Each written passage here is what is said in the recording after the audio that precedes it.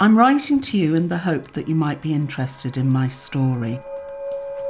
I have always lived in constant fear that someone might discover my secret. This has affected my life in so many ways. I was born in Rugeley. Well, no, actually I was born in Lichfield, but grew up in Rugeley in Staffordshire. A tiny village when I was first born, and I'm the youngest of 5 children. My early childhood, my very early childhood, was really quite a happy one. I mean, Dad was a wonderful man and Mum, everything seemed great. She was quite devoted. But then one day, and this has always stuck in my memory, as a child I was stopped in the street by a girl I was at school with. She said, "My mother saw your mother with another man on a bus." But I just knew then. I knew they were having an affair, and he used to come round to the house a lot. It was really quite upsetting. The family started to fall apart. Meals weren't cooked on time, clothes weren't washed. The house was a mess. I felt like she'd already gone. I mean, she did go eventually, but she'd gone before she left, really. She lost interest in us. I started pulling my hair out before she'd left.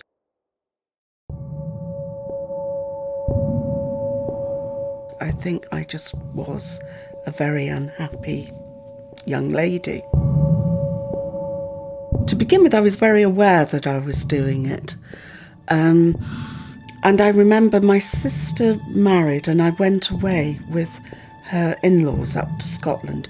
And that's when it really started.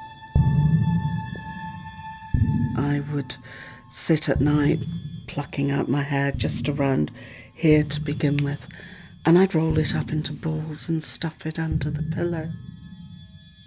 And I did have beautiful hair as a child, very thick hair. And that was how it began, and really it went on from there. I just don't know why I did it. Obviously, I got something from it. But I've found out since that you do produce, I don't know whether it's endorphins or dopamine when you do this. But yeah, and to begin with, I started around the temples, then moved over to the top. But at that point, I didn't know that in doing that, eventually you'd destroy the hair follicles and it would never grow back. I was taken to see the family doctor and he referred me to a dermatologist, and he was just awful. I mean, he just said, "Why do you do it?" Doctors didn't know how to talk to children in those days, and you just think, well, if I knew why I did it, I wouldn't be here. I could never admit to it either. That's the problem. That's one of the things about this condition. You just don't want anyone to know that this is what you're doing. So I didn't get a lot of help there. I would never go to the doctors. I hated going to the doctors because of the way you were treated. I thought I was the only person that did this, and it has a really devastating effect on you. I don't know why it makes you feel dirty, and you're so afraid that if people find out, they'll think you're unclean and somehow not want to associate with you. And unfortunately, my name was Bald. When I was little, and especially having a name like Bald, you'd be taunted by other kids, called Baldy, people shouting across the road at you, names and things. And people would say to me, "Why don't you wear a wig?" My sister especially always used to get on to me, but you just think, I've done this to myself. I have to suffer with what I've done. By the time I got to the secondary school, it was quite bad, and most of my hair had gone by then. And I can remember being lined up in the school playground and they were calling out the names for the classes. And when my name was called out, One of the gym teachers said, she is and all, yeah. So, and I heard it, and I think a lot of other people did. And I just couldn't stand him from that day on. I don't think people realised what I was doing, no. And it's not something you admit to readily. You feel like you're constantly operating on a different level to everyone else. You know, they're up here and you're down there. You lose your self-esteem, and also you lose some of your rights. I remember once when the boys were tiny, we went to the hospital because Ben had to have a minor operation. We were standing round with Barney, and there were other parents standing by their children's beds, and this doctor said in a very loud voice, "Do you pull out your hair?" Just like that. And I just wanted to crawl under the bed. I feel that he'd stripped away every ounce of dignity I had. You just feel like a second-class citizen, especially when it came to healthcare. And you feel like you're the only person that does this. I didn't even know there was a name for it. When I was young and when this started, not many people had chemotherapy. So female hair loss wasn't a thing that many people had come across. As more and more people started to have chemotherapy, things changed, and I used to feel dreadful because people would start to feel very sorry for me. And that I found so difficult. I found that worse than being called names, because I just used to think, I don't deserve their sympathy. They would come up with, "Oh, you know, you poor thing."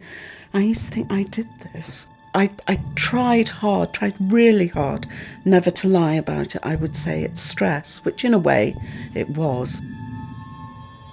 I used to have nightmares. I used to dream that I'd murdered someone, and I'm sure it was the guilt. And the dream was so real. I would have this body in a pond, and I just keep trying to sink it. But as much as I tried to make it sink, it would come back up to the surface. I would wake up exhausted. It was like I'd really done it. This condition has caused me to suffer a lot from depression all through my life, and I overeat, drink too much, put on weight. Paul has always been great. He's been a fantastic support, and I know he just loves me as I am. Unfortunately, in 2008, I realised Paul had told someone. I wasn't very happy about that at all. He did say, "Look, it doesn't matter." But to me, it mattered a lot. Again, this fear came back, this dreadful, dreadful fear that people would find out.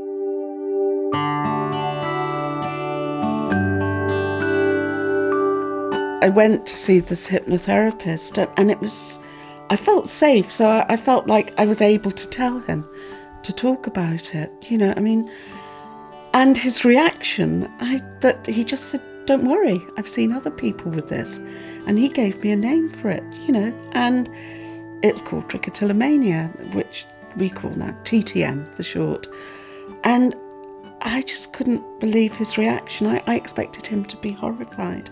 It was first diagnosed over 100 years ago, and it was given its name, I think. Tricha is hair, tilla is to pull, and mania madness, so hair pulling madness.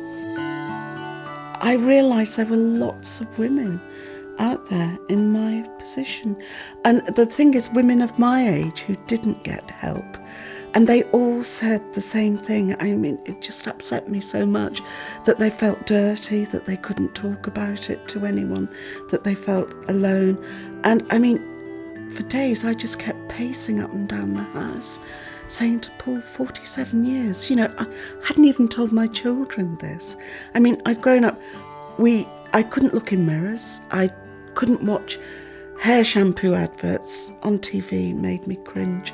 And I kept this secret, and I kept saying, I've wasted 47 years of my life, and I felt like I exploded inside, like it had all been fermenting away. And then I decided I was going to tell people. And I think we have lovely friends, and they in turn would know lovely people. And whoever I told them to tell people. That way, when it got down to the news had spread and it got down to the real gossips, it would be old news. It would be yesterday's news.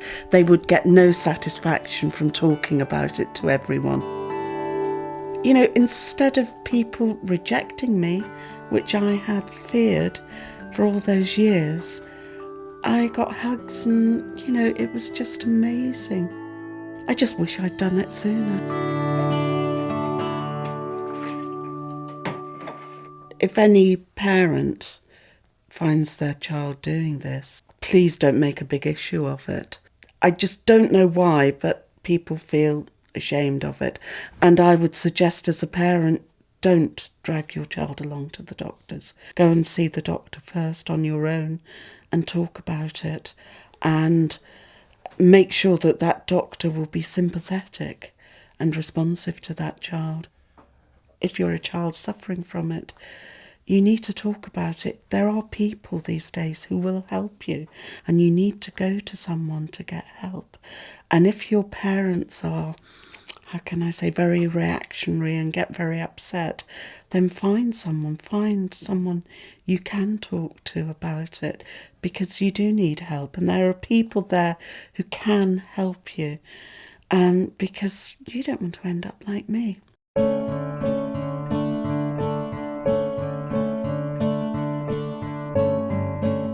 You need to get help as soon as possible before it becomes a learned way of dealing with stress.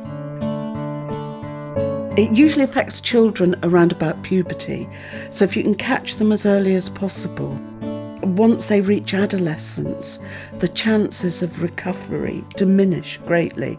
So if you can help a child in the beginning, then that's better.